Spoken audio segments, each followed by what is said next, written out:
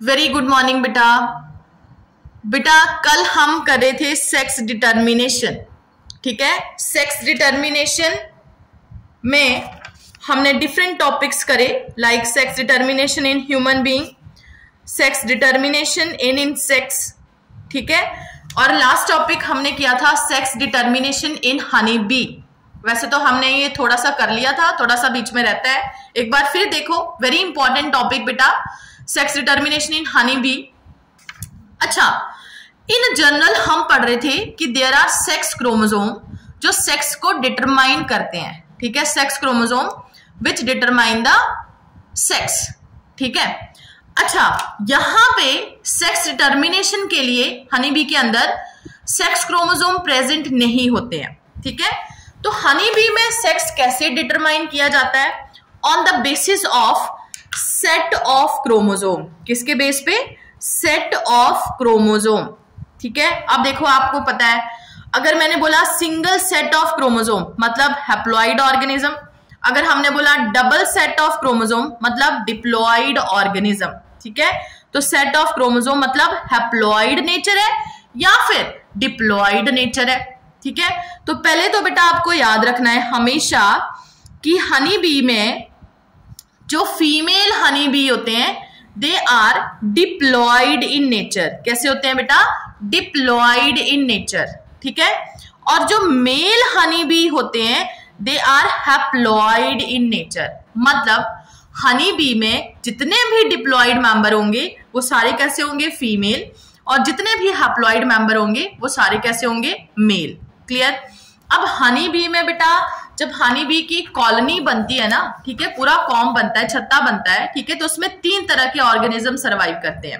देखो कौन कौन से? पहला रानी मक्खी, ठीक है, क्वीन। उसके बाद सेकंड वर्कर्स, ठीक है, जो सिर्फ क्या करते हैं? काम करते हैं, जो नेक्टर इकट्ठा करते हैं, ठीक है। एंड थर्ड वन ड्रोन, ठीक है। अब देखो जो फर्टिलाइजेशन में इन्वॉल्व होते हैं वो सिर्फ है drone which are the male, ठीक है, विच आर द मेल, ठीक है, और क्वीन विच इज फीमेल, जो क्या है? फीमेल। जो वर्कर्स है बेटा they are not fertile, they are sterile in nature. मतलब इनका रिप्रोडक्शन में कोई रोल नहीं है, they are sterile in nature. इनका काम सिर्फ क्या होगा? वर्कर्स हैं तो नेक्टर इकट्ठा करना, ठीक है। तो ये दोनों क्वीन और वर्कर्स ये दोनों होते हैं बेटा फीमेल। क्या होंगे ये? फीमेल, ठीक है। और जो ड्रोन होते हैं दे आर ऑलवेज मेल, ये क्या होंगे? हमेशा मेल होंगे। अब देखो ये बनते कैसे हैं। अब जो फीमेल है which are diploid in nature, उनका बेटा क्रोमोसोम नंबर है 32। डिप्लॉइड नंबर कितना है? 32, ठीक है। और हैप्लॉइड नंबर कितना है? It is 16। तो मेल का नंबर कितना होगा? क्रोमोसोम नंबर 16, ठीक है। अब देखो अगर गैमीट्स बनने तो कैसे बनेंगे? ये देखो फीमेल में एक प्रोसेस होगी डिवीजन की जिसको हम बोलते हैं मियोसिस, जो इन जनरल होती है when there is formation of gametes, ठीक है। तो देखो हमारे पास क्या बनेगा? गैमीट्स बनेंगे। मियोसिस के बाद there is formation of gametes, ठीक है। गैमीट्स कैसे बने? 16 क्रोमोसोम नंबर के साथ, ठीक है। 16 यहां पे लिख दिया मैंने, 16 यहां पे लिख दिया, ठीक है। और मेल जो है वो तो पहले ही हैप्लॉइड है, उनमें पहले ही देखो क्या है? क्रोमोसोम नंबर हाफ है, तो उनमें बेटा मियोसिस नहीं हो सकती। उनमें गैमीट्स बनने के लिए कौन सी प्रोसेस होती है? माइटोसिस, विच इज एक्सेप्शन, ठीक है। ध्यान दो बेटा, +1 में हमने एक चैप्टर पढ़ा था cell cycle and cell division, ठीक है। उसमें भी हमने ये क्वेश्चन किया था कि बेटा एनिमल्स में गैमीट बनने के लिए कौन सी प्रोसेस होती है? मियोसिस होती है। There is only one exception. कौन सी एक्सेप्शन है? Male honey bee. कौन सी एक्सेप्शन है? मेल हनी बी, जिसमें गैमीट बनने के लिए कौन सी प्रोसेस हो रही है? माइटोसिस। कौन सी हो रही है बेटा? माइटोसिस, ठीक है। तो देखो गैमीट्स बने बाय द माइटोसिस। गैमीट क्या होंगे? स्पर्म्स, ठीक है, विद क्रोमोसोम नंबर 16। क्लियर बेटा? ठीक है। तो these are the type of egg and these are the type of sperm, ठीक है। अब अगर ये एग इन स्पर्म के साथ फ्यूज कर रहे हैं बेटा, एक एग थोड़ी बनेगा, बहुत सारे एग बनेंगे, ठीक है। अब देखो आधे एग फ्यूज कर जाएंगे स्पर्म के साथ और क्या बन जाएगा, देखो there is formation of zygote. Zygote में क्रोमोसोम नंबर कितना आएगा, डिप्लॉइड। कितना आएगा बेटा, डिप्लॉइड, मतलब 32। कितना आया पुत्र, 32। और देखो हमने अभी पढ़ा कि जिनका क्रोमोसोम नंबर 32 है वो ऑर्गेनिज्म क्या होंगे, फीमेल। क्या होंगे बेटा, फीमेल। और फीमेल यहाँ पे दो तरह के हैं, कौन कौन से, क्वीन एंड वर्कर, ठीक है, क्लियर बेटा। तो ये इस तरह से बन गए।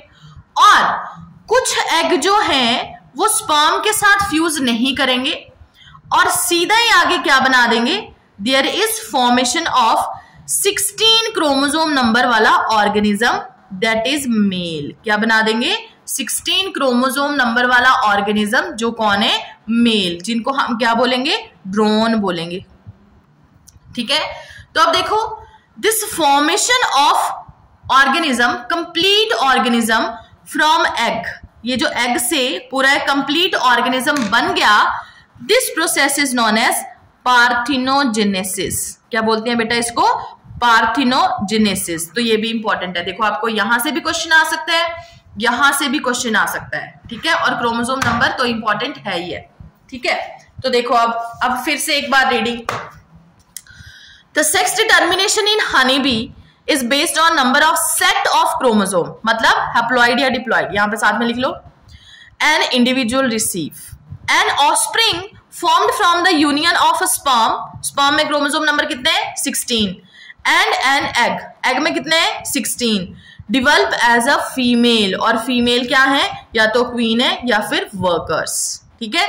तो queen they are fertile in nature and workers they are sterile in nature, and an unfertilised egg, जो एग फर्टिलाइज नहीं कर रहा है वो सीधा ही आगे डिवेल्प होके क्या बना रहा है, मेल बना रहा है, विच इज ड्रोन। क्या है, ड्रोन, ठीक है, with chromosome number 16 bye means of process, process का नाम बहुत इंपॉर्टेंट, दैट इज पार्थिनोजेनेसिस। क्या नाम है, parthenogenesis. This means that the male have half the number of chromosome than that of female. ये हमें यहां से पता चल रहा है, फीमेल के पास क्रोमोसोम नंबर कितना है, 2n, मतलब 32, जबकि मेल के पास क्रोमोसोम नंबर कितना है, 16, विच इज हैप्लॉइड, ठीक है, क्लियर बेटा। अच्छा, the female are diploid having 32 chromosome and male are haploid that is having 16 chromosome, this is called as, ये एनसर्कल, ये इंपॉर्टेंट बेटा, सीधा ही आपको सब्जेक्टिव में भी इस तरह से क्वेश्चन पूछ सकते हैं, एक्सप्लेन हैप्लोडिप्लॉइड सेक्स डिटर्मिनेशन, एग्जाम्पल अगर ना लिखा हो तो, ठीक है। तो आपको याद रखना है हैप्लोडिप्लॉइड सेक्स डिटर्मिनेशन किस में प्रेजेंट होता है, it is present in honey bee, किसमें बेटा, honey bee, and has special characteristic features such as male produce sperm, ये भी स्पेशल कैरेक्टर +1 में हमने पढ़ा है, ठीक है। तो ये यहां से भी क्वेश्चन आ सकता है, by mitosis. They do not have father, अच्छा यहां पे मैंने आपको बोला था ये आपके लिए क्वेश्चन है, they do not have father and thus can not have son. देखो जरा, जैसे ये हमने इस तरह से यहाँ पे क्रॉस बनाया, ठीक है। तो ये वाले जो मेल है, ये वाले जो मेल है सीधा किससे डिवेल्प हो रहे हैं, एग से डिवेल्प हो रहे हैं। एग कहां से आया, फ्रॉम मदर। तो इन मेल का क्या कोई फादर है, नहीं, क्योंकि ये फादर और मदर दोनों के कॉम्बिनेशन से तो बन ही नहीं रहे हैं, ठीक है। तो दे do not have father and son relationship but have grandfather and grandson. कैसे, देखो ये मेल है, ठीक है, अच्छा फादर कोई नहीं है, ये कौन है, मदर है, ठीक है। और मदर किससे बनी है बेटा, मदर ये वाला 32 क्रोमोसोम किससे बना होगा, एक फीमेल से बना होगा और मेल से भी बना होगा, ठीक है। मतलब 16 आए होंगे फीमेल से, 16 आए होंगे मेल से। तो ये वाला मेल क्या हो गया, ग्रैंडफादर, ठीक है, और ये वाला मेल क्या हो गया, ग्रैंडसन, ठीक है। बीच में फादर इज नॉट देयर, ठीक है। तो grandfather and grandson relationship is there but father and son relationship is not there, clear बेटा।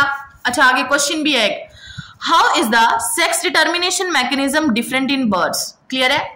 बर्ड्स क्या शो करते हैं, फीमेल हेट्रोजाइगोसिटी, कल हमने किया था ZZ एंड ZW, ठीक है, clear. Is the sperm or egg responsible for the sex of the chicks, बताओ जरा आंसर दो, दोनों में से सेक्स डिटर्मिनेशन कौन करेगा, स्पर्म करेगा या फिर एग करेगा? जल्दी शाबाश आंसर दो, give me answer. Very good, it is egg only. क्या है बेटा?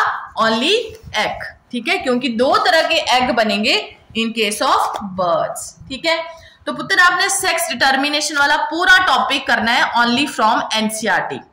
ठीक है, उसके बाद हम आप शुरू कर रहे हैं म्यूटेशन। नेक्स्ट टॉपिक है हमारा म्यूटेशन।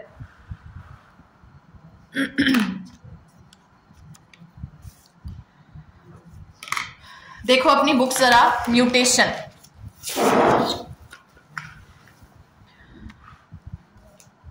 Page number 88। बाकी सारा पीछे वाला टॉपिक ओनली फ्रॉम एनसीईआरटी। जहां पे सेक्स डिटर्मिनेशन हेडिंग दिया हुआ है ना, वहां पे लिख लो साथ में फ्रॉम एनसीईआरटी। अब देखो म्यूटेशन क्या है। म्यूटेशन पुत्र, म्यूटेशन का मतलब हुआ, म्यूटेशन का मतलब हुआ चेंजेस।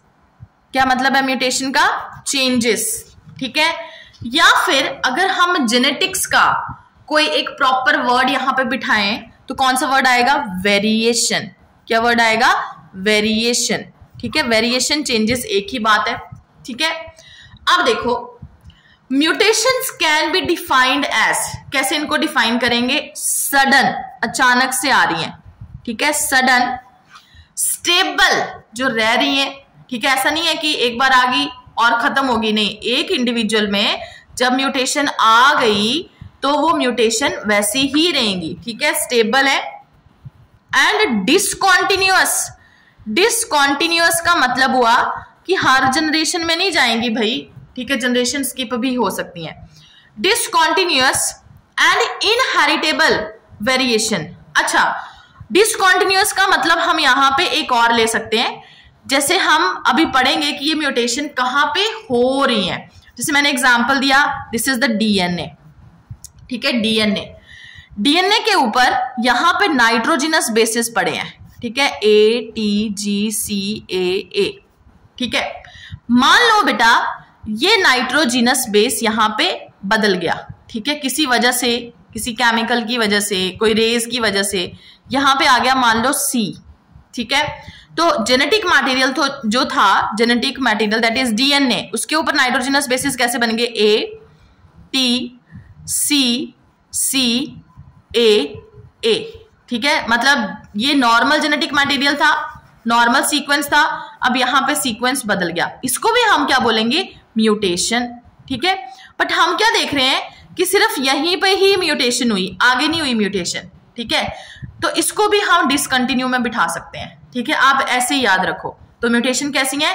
सडन चेंजेस, स्टेबल मतलब जो एक बार आ गई वो रहेंगी ऑर्गेनिज्म के अंदर। डिसकॉन्टिन्यूअस मतलब ऐसा नहीं है कि सारा जेनेटिक बेस चेंज हो जाएगा, नहीं। ठीक है, थोड़े से में हुई फिर नहीं हुई। ठीक है, फिर दोबारा अगर होनी है तो अगले वाले में होगी। ऐसा नहीं है कि सारे का सारा नाइट्रोजिनस बेस सीक्वेंस चेंज हो जाएगा, नहीं। ठीक है, एंड इनहेरिटेबल, इनहेरिटेबल मतलब ट्रांसमिट होंगी। Inheritable, transmit from parents to their progeny. Variations, ठीक है, चेंजेस, वेरिएशंस। क्लियर बेटा? Which appear in organism due to permanent change in DNA sequence. और ऑर्गेनिज्म में कैसे आ रही है? जो डीएनए सीक्वेंस है उसमें चेंज आ रहा है। ठीक है, चेंज कैसे आया? मैंने आपको एग्जांपल दे दिया। यहाँ पे AT, यहाँ पे पहले क्या था? G था। ठीक है, किसी वजह से यहाँ पे जो G था बेटा, उसकी जगह पे क्या आ गया? C आ गया। नाइट्रोजिनस बेस चेंज हो गया, मतलब क्या हुआ? नाइट्रोजिनस बेस पेयरिंग चेंज होगी बेटा, उसको हमने क्या बोल दिया? वेरिएशन बोल दिया। क्या बोल दिया? वेरिएशन। ठीक है, तो ये चेंज परमानेंटली होता है बेटा, इट इज नॉट टेम्परेरी। ऐसा नहीं है कि थोड़े टाइम के लिए ये चेंज हुआ दोबारा ठीक हो जाएगा, नहीं। एक बार अगर सीक्वेंस चेंज हो गया तो वो दोबारा ठीक नहीं होगा। ठीक है, तो it is permanent change in DNA sequence and result in change in. अब देखो, अगर डीएनए का सीक्वेंस चेंज हो रहा है, अब ध्यान से समझो इधर, अगर डीएनए का सीक्वेंस चेंज हो रहा है बेटा, ये एक डीएनए, अब देखो कुछ प्रोसेसेस आपको पता है यहाँ पे कि डीएनए आगे क्या बनाता है? आरएनए बनाता है, और आरएनए आगे क्या बनाता है? प्रोटीन बनाता है।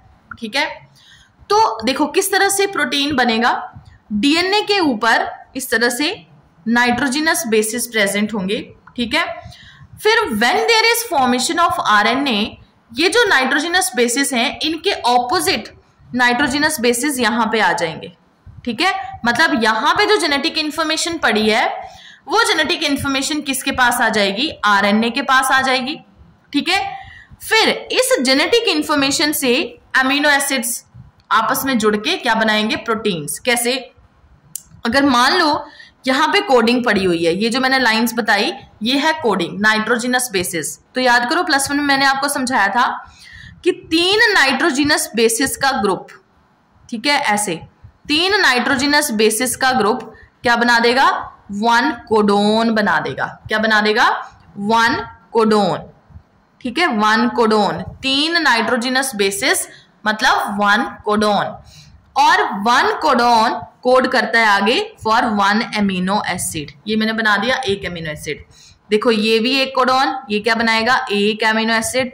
ये भी एक कोडोन, ये भी क्या बनाएगा, एक एमिनो एसिड। ये भी कोडोन, ये भी क्या बनाएगा, एमिनो एसिड। और जब एमिनो एसिड आपस में जुड़ेंगे विद पेप्टाइड बॉन्ड, कौन से बॉन्ड से, पेप्टाइड बॉन्ड की हेल्प से, ठीक है, पेप्टाइड बॉन्ड की हेल्प से एमिनो एसिड आपस में जुड़ जाएंगे। तो इस स्ट्रक्चर को हम क्या बोलेंगे, प्रोटीन बोलेंगे। क्या बोलेंगे बेटा, प्रोटीन। क्लियर बेटा, समझ आ गया, ठीक है। अब फिर से देखो definition, mutation can be defined as sudden, याद कर लो बेटा, कैसी, sudden, stable, discontinuous and inheritable variations which appear in the organism. कैसे, permanent change in the DNA sequence, DNA sequence में परमानेंट चेंज हो रहा है, एंड रिजल्ट इन, इसकी वजह से क्या हुआ, result in change in genotype. बेटा वो तो हमें दिख ही रहा है, जीन्स तो चेंज होंगी ही होंगी। अब जीन क्या है, देखो पीछे आपने इसी चैप्टर में जीन की डेफिनेशन भी पढ़ी। It is a segment of DNA, it is a segment of DNA which code for 1 polypeptide, ठीक है। जैसे यही चीज मैं दोबारा ले रही हूं, डीएनए का एक सेगमेंट, ठीक है, इस सेगमेंट के ऊपर क्या लगे हुए हैं, नाइट्रोजिनस बेसिस हैं। अब मान लो यहां से लेके यहां तक पूरा सिंथेसाइज कर रहा है ये 1 पॉलीपेप्टाइड, मतलब एक प्रोटीन बना रहा है। तो this is DNA sequence which code for 1 polypeptide, इसी को ही हमने क्या बोल दिया, जीन बोल दिया। तो एक जीन के अंदर बहुत सारे नाइट्रोजिनस पड़े हुए हैं, नाइट्रोजिनस बेसिस पड़े हुए हैं, इस तरह से नाइट्रोजिनस बेसिस पड़े हुए हैं बेटा, कहां पे, एक जीन के अंदर, ठीक है।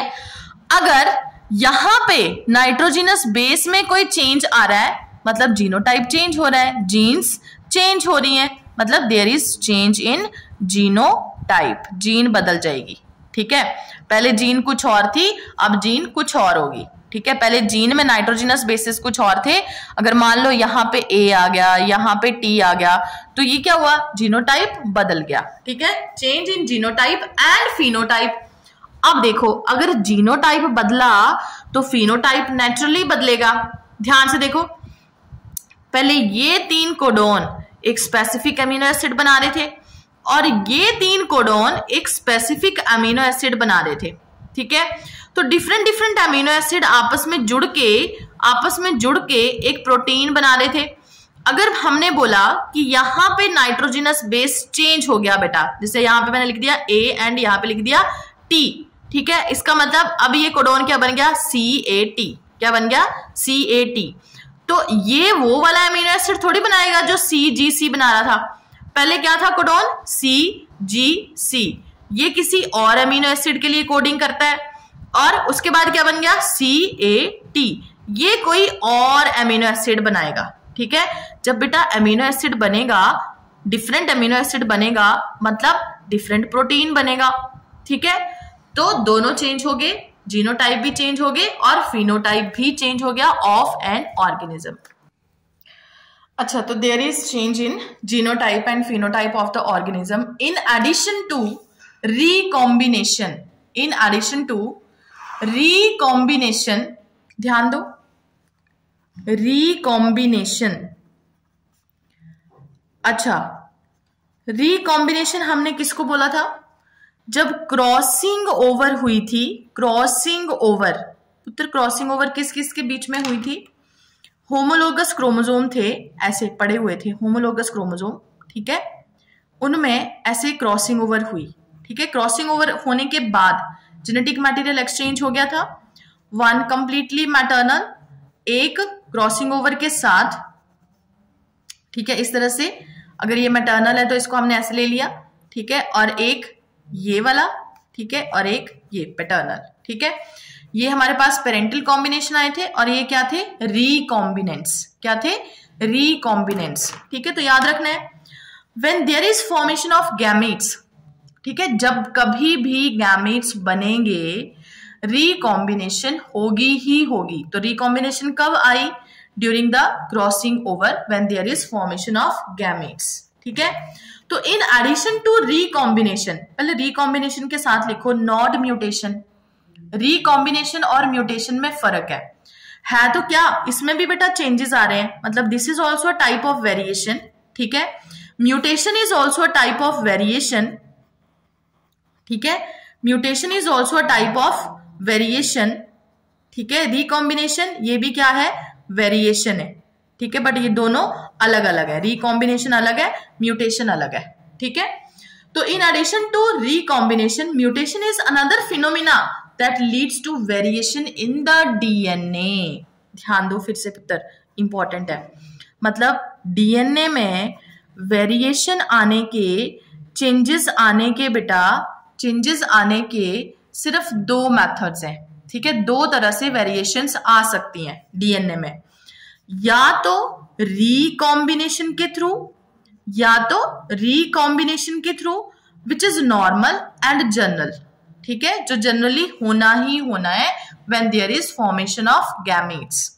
और दूसरा बेटा, दूसरा वेरिएशन म्यूटेशन। दूसरा वेरिएशन कैसे होगा? By mutation. कैसे होगा बेटा? By mutation. It is not normal, ठीक है, ये कुछ पर्टिकुलर कंडीशंस में ही होगी, ठीक है। जो म्यूटेशन है ये हमेशा नहीं होती रहेगी बेटा, कुछ पर्टिकुलर चेंजेस की वजह से, कुछ पर्टिकुलर केमिकल्स की वजह से या रेज की वजह से म्यूटेशन हो सकती है, ठीक है। क्लियर बेटा? ठीक है, देख लो यहाँ पे, पहले ये पैराग्राफ अच्छे से देख लो, इसमें कोई डाउट कुछ पूछना है तो पूछ लो।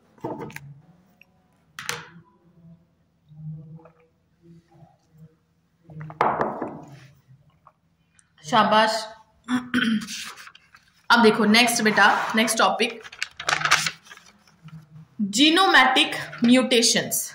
नेक्स्ट है जीनोमैटिक म्यूटेशंस, ठीक है।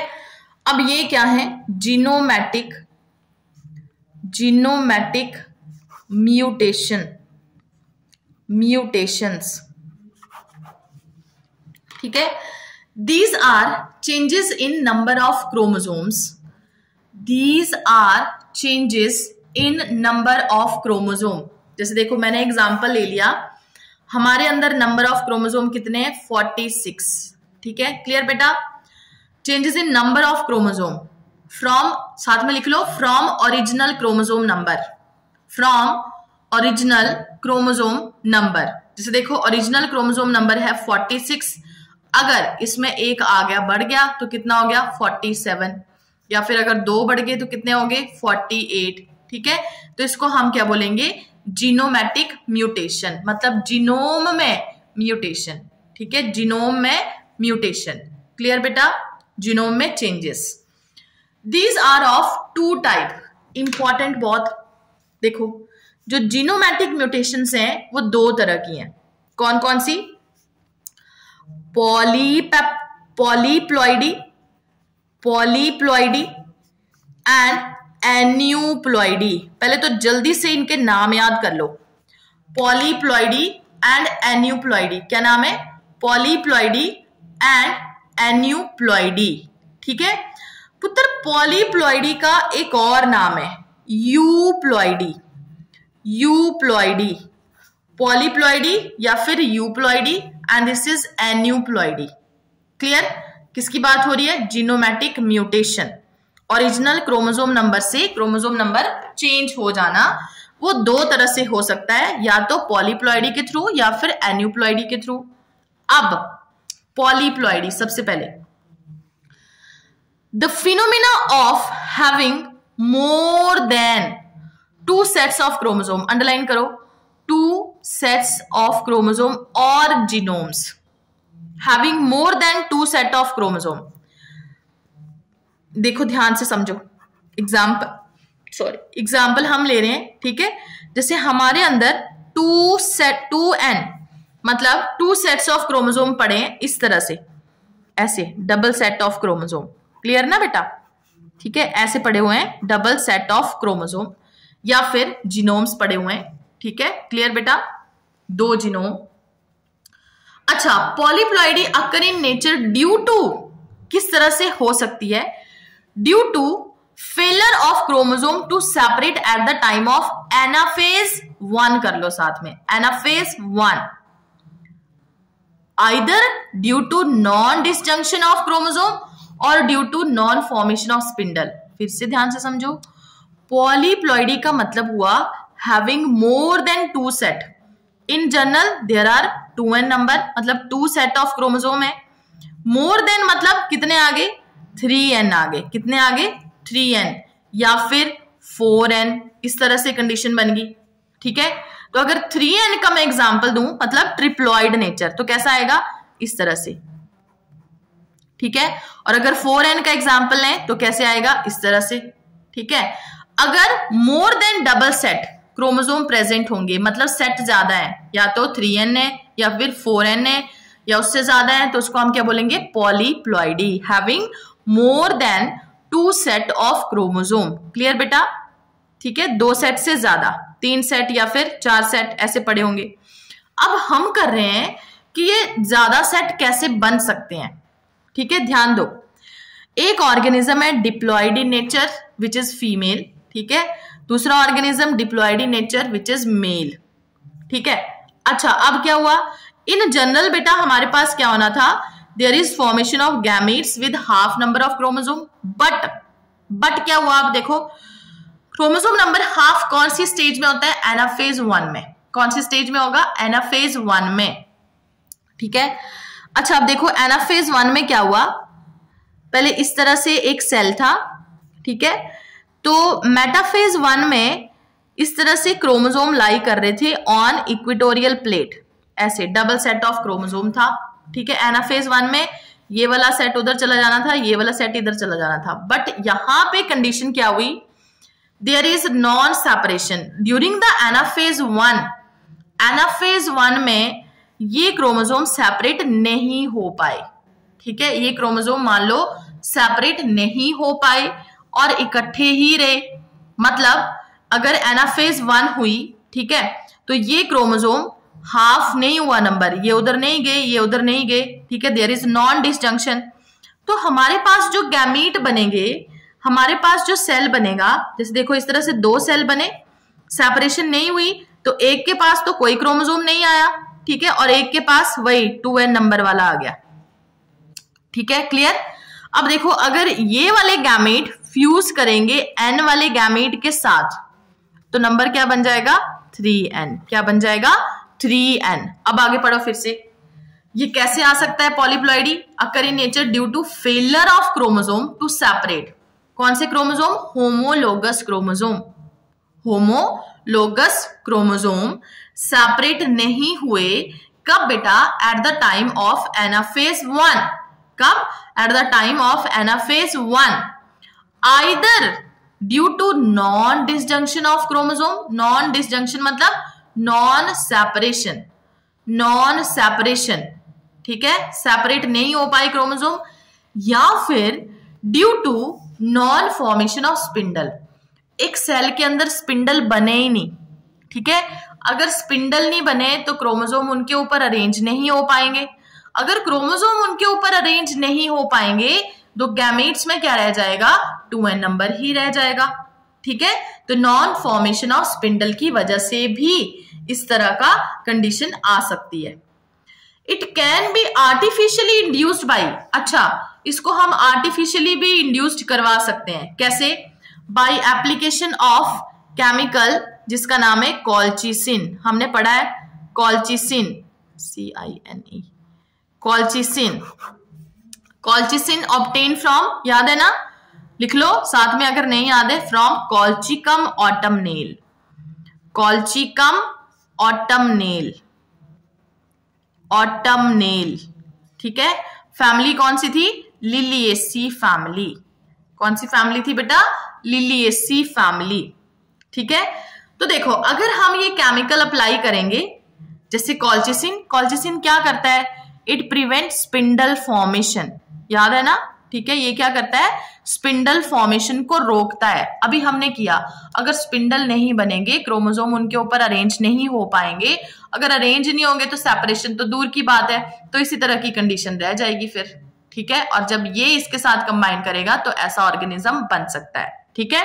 तो कॉल्चिकम एंड ग्रेनोसन।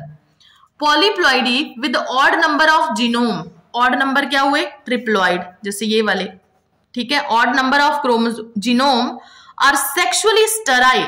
अब देखो पॉलीप्लॉइडी जिसमें ऐसा होगा 3n 5n, वो ऑर्गेनिज्म कैसे होंगे? Sterile in nature. क्यों स्टेराइल होंगे?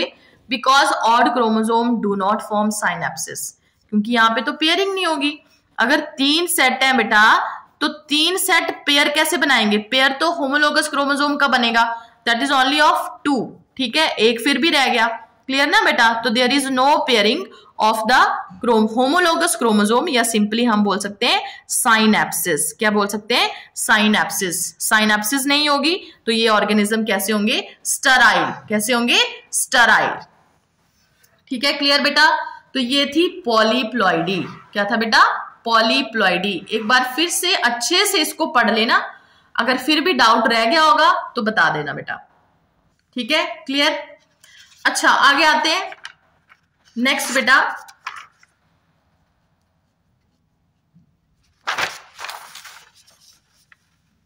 एन्यूप्लॉइडी।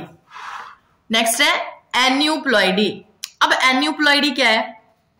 पॉलीप्लॉइडी हमने पढ़ लिया, नेक्स्ट इज एन्यूप्लॉइडी। ये क्या है? अ क्रोमोसोमल म्यूटेशन है, तो ये भी चेंज है, ठीक है। क्रोमोसोमल म्यूटेशन है, चेंज है, ड्यू टू एडिशन, अंडरलाइन करो एडिशन, एडिशन के साथ लिख लो गेन, और डिलीशन, डिलीशन के साथ लिख लो लॉस ऑफ 1 और more chromosome in the normal diploid set.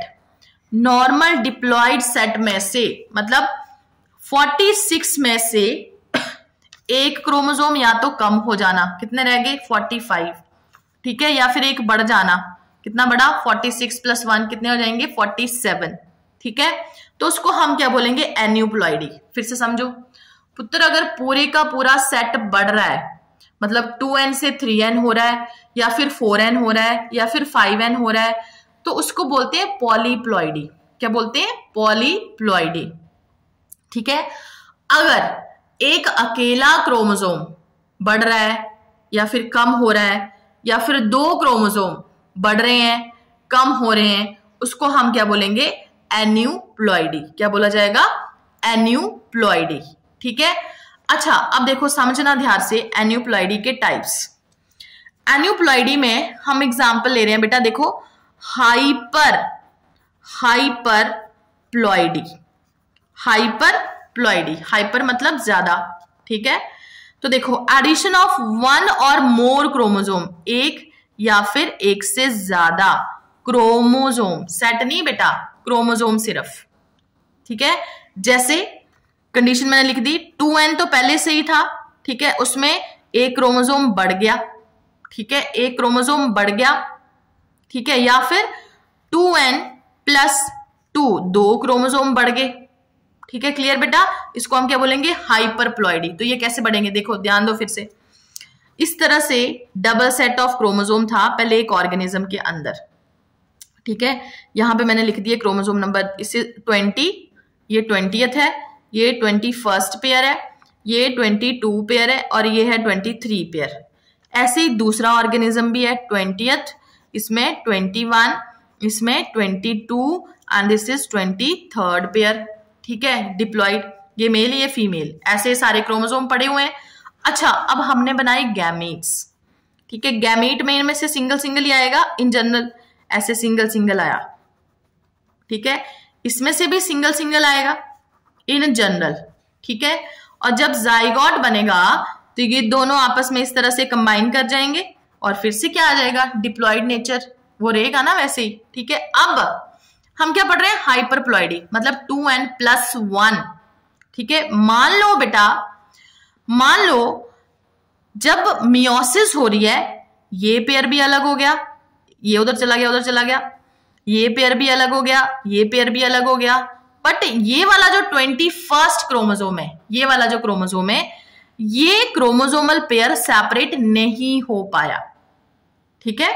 तो देखो हमारे पास फिर आगे गैमीट्स तो बनेंगे, गैमीट्स तो बनेंगे, बट वो गैमीट्स कैसे बनेंगे, आधे गैमीट्स बनेंगे जिनमें 21st पेयर पूरे का पूरा होगा, और आधे गैमीट्स कैसे बनेंगे, 1 ऐसे, ठीक है, इधर 21st पोजीशन पे कुछ नहीं है, फिर 22 और 23 ऐसे बन सकते हैं, मतलब आधे गैमीट्स ऐसे होंगे और आधे गैमीट्स ऐसे होंगे, ठीक है। आधे गैमीट्स के पास कितने क्रोमोसोम आए टोटल, 24, आधे के पास कितने आ गए, 22, वैसे 23 होने थे, बट इसमें एक बढ़ गया तो 24 और इसमें कम हो गया तो 22, ठीक है।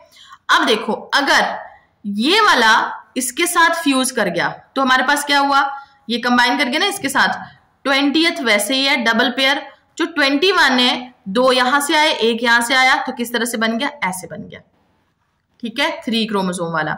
ये पूरा वैसे ही है 22 और ये भी वैसे ही है 23। इसका मतलब जो 21st पेयर ऑफ क्रोमोसोम है, 21st पेयर आना था, उसमें एक क्रोमोसोम एक्स्ट्रा आ गया, ठीक है।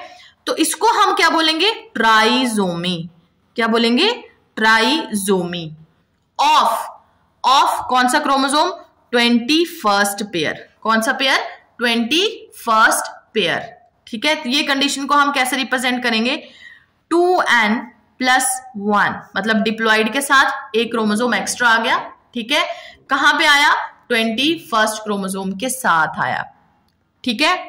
अच्छा, ऐसे ही अगर किसी पूरे सेट के साथ अगर 2 क्रोमोसोम जुड़ जाते हैं, बाकी सारे वैसे के वैसे ही रहेंगे, ठीक है, तो उसको हम क्या बोलेंगे, 2n+2, क्या बोलेंगे, 2n+2, ठीक है, क्लियर बेटा। तो this is hyperploidy, hyperploidy, addition of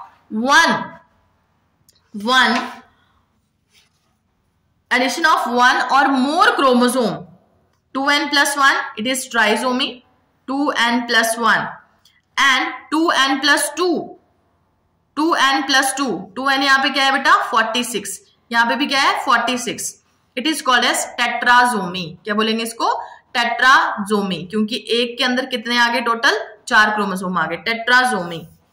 अच्छा, अब देखो एक और कंडीशन हो सकती है, 2n+1+1, ठीक है, इसको कैसे रिप्रेजेंट करेंगे, इस तरह से डबल सेट पड़ा हुआ है, ठीक है, डबल सेट 46 है, ठीक है, फिर एक सेट के साथ एक क्रोमोसोम, ठीक है, और किसी और सेट के साथ भी एक क्रोमोसोम और है, ठीक है, तो 2n+1, ठीक है, 2n+1+1, मतलब एक सेट के साथ एक क्रोमोसोम, किसी और सेट के साथ भी एक क्रोमोसोम और पड़ा हुआ है, ठीक है। This is known as double trisomy, इसको क्या बोलेंगे, डबल ट्राइजोमी, ठीक है, डबल ट्राइजोमी, क्लियर हो गया बेटा। अच्छा, अब एग्जाम्पल बहुत इंपॉर्टेंट, एनसर्कल करो पूरा एग्जाम्पल, ये इस बार भी नीट में पूछा गया था। अ डाउन सिंड्रोम, डिजीज का नाम है बेटा down syndrome, it has trisomy of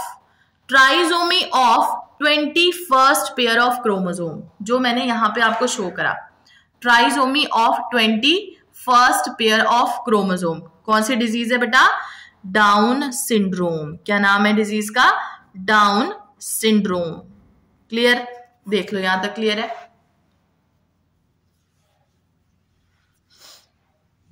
ठीक है, अच्छा आगे आते हैं,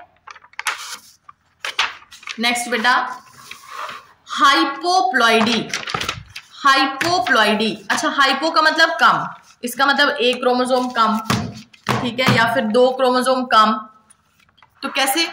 हाइपोप्लॉइडी, हाइपोप्लॉइडी। अच्छा, लॉस और डिलीशन ऑफ क्रोमोसोम, लॉस और deletion of chromosome from normal diploid set, 2n से एक क्रोमोसोम कम हो गया या फिर 2 क्रोमोसोम कम हो गए, उसको हम क्या बोलेंगे? हाइपोप्लॉइडी। जैसे देखो, इस तरह से हमारे पास कॉम्बिनेशन बनना था डबल सेट के साथ, ठीक है। अब मान लो बाकी सारे ऐसे डबल डबल पड़े हुए हैं, एक रह गया अकेला, मतलब एक सेट में से एक क्रोमोसोम कम हो गया, ठीक है, तो उसको हम क्या बोलेंगे? 2n-1। क्रोमोसोम टोटल कितने रह जाएंगे? ये 46 से कितने रह जाएंगे? 45। एक क्रोमोसोम कम हो गया इसमें से, ठीक है। जैसे देखो पीछे अभी हमने किया, उसमें से अगर 22 वाला बेटा 23 वाले के साथ फ्यूज करेगा तो इस तरह का कॉम्बिनेशन आ सकता है, ठीक है। क्लियर बेटा? या फिर ऐसे भी हो सकता है 2n-2, मतलब डिप्लॉइड सेट में से 2 क्रोमोसोम कट गए, ठीक है, मतलब बाकी के सारे ऐसे ही पड़े हुए हैं, ठीक है, बट एक सेट जो है वो एब्सेंट है, ये वाला कंप्लीटली एब्सेंट, ठीक है। तो इसको हम क्या बोलेंगे? 2n-2 condition. क्या बोलेंगे? 2n-2 कंडीशन, ठीक है। फिर देखो 2n-1, मतलब डबल सेट में से एक पेयर ऐसा है, डबल सेट में से एक पेयर में भी सिर्फ एक क्रोमोसोम है, -1 हो गया। एक पेयर में से एक चला गया, -1। किसी और पेयर में से भी एक चला गया, -1। जैसे मैंने यहाँ पे लिखा 2n, यहाँ पे -1, ठीक है। तो 46 में से 2 क्रोमोसोम कम हुए, बट इकट्ठे दोनों नहीं गए, ठीक है, एक किसी और क्रोमोसोम पेयर में से, दूसरा किसी और क्रोमोसोम पेयर में से, तो क्या बन जाएगा? 2n-1, तो देखो hypoploidy. 2n-1 is called as monosomy. इस कंडीशन को हम क्या बोलेंगे? मोनोजोमी, क्योंकि एक पेयर में सिर्फ कहीं एक पेयर में एक ही क्रोमोसोम रह गया है, मोनोजोमी, ठीक है। फिर देखो इसमें क्या हुआ? डबल सेट में से एक पूरा का पूरा पेयर उड़ गया 2n-2 में, ठीक है, इसको हम क्या बोलेंगे? नलीजोमी, ठीक है, नलीजोमी। तो 2n-1 is monosomy, that is loss of 1 chromosome from a pair. Example is very important, encircle करो बेटा। टर्नर सिंड्रोम 2n-1 का एग्जाम्पल है Turner's syndrome, very very important, ये भी हम डिटेल में करेंगे, ठीक है। ब्रैकेट में साथ में लिख लो स्टराइल फीमेल, ये फीमेल होते हैं, ठीक है, फीमेल में ये डिसऑर्डर होता है, और ये वाले फीमेल कैसे होंगे? स्टराइल। कैसे होंगे? स्टराइल, ठीक है। अब देखो ध्यान दो, साथ में लिख लेना, स्टराइल फीमेल लिख लिया ना, उसके साथ एक और वर्ड लिखो। अब देखो टर्नर सिंड्रोम हमने क्या पढ़ा? 2n-1, इसकी मैं कंडीशन भी बता रही हूं आपको, किस तरह का क्रोमोसोम नंबर होगा। 44 + XO लिख लो, 44 + XO, मतलब ये एक ऐसी फीमेल है जिसमें ऑटोजोमल पेयर तो सारे पड़े होंगे, बट सेक्स क्रोमोसोम में only 1 X chromosome is there, ठीक है, only 1 X chromosome is there. तो डबल सेट में से एक क्रोमोसोम कम हो गया, और किस में से कम हुआ? सेक्स क्रोमोसोम में से कम हुआ। एग्जाम्पल क्या है? Turner's syndrome. क्या नाम है? टर्नर्स सिंड्रोम, ठीक है। क्लियर बेटा? अच्छा, सेकंड देखो 2n-2 which is nullisomy, loss of 1 complete pair of chromosome, जैसे हमने यहाँ पे किया। And 2n-1 it is double monosomy, loss of 2 chromosome from 2 different pair, 2 अलग अलग पेयर में से 2 क्रोमोसोम लॉस्ट होना, that is known as double monosomy. Reason इसके पीछे क्या है? रीजन नॉन डिसजंक्शन, मतलब non separation, non disjunction of chromosomes during the gamete formation. Gamete कब बनते हैं? एनाफेज 1 में। एनाफेज 1 में when there is separation of homologous pair, अगर कोई पेयर सेपरेट नहीं हो रहा है, उसकी वजह से क्या होगा? म्यूटेशंस आ जाएंगी, leads to the formation of gametes with extra में क्या आ जाएगा? 24 क्रोमोसोम। गैमीट विद एक्स्ट्रा मतलब 23 + 1, ठीक है, 1 एक्स्ट्रा क्रोमोसोम या फिर लेस क्रोमोसोम, दूसरा कैसा बनेगा विद 22 क्रोमोसोम्स के साथ। Such gametes when fertilized with normal gamete, अब देखो जो 24 वाला है जब ये नॉर्मल गैमेट के साथ फ्यूज करेगा तो क्या बन जाएगा कॉम्बिनेशन 47 क्रोमोसोम, ठीक है। Normal gamete of other sex result in formation of aneuploids या फिर हेट्रोप्लॉइड्स भी इनको बोल देते हैं, और जब ये फ्यूज करेगा तो ये क्या बनाएगा 45 क्रोमोसोम, दोनों ही क्या है बेटा एन्यूप्लॉइड्स, दीज आर एन्यूप्लॉइड्स, क्लियर, एन्यूप्लॉइड्स। तो ये हम पढ़ रहे थे म्यूटेशन। म्यूटेशन में हमने 2 टाइप्स पढ़े बेटा for cause of mutation variation, one is polyploidy, one is polyploidy that is also known as also known as euploidy, and second is aneuploidy। second कौन सी पढ़ी aneuploidy, ठीक है, क्लियर बेटा।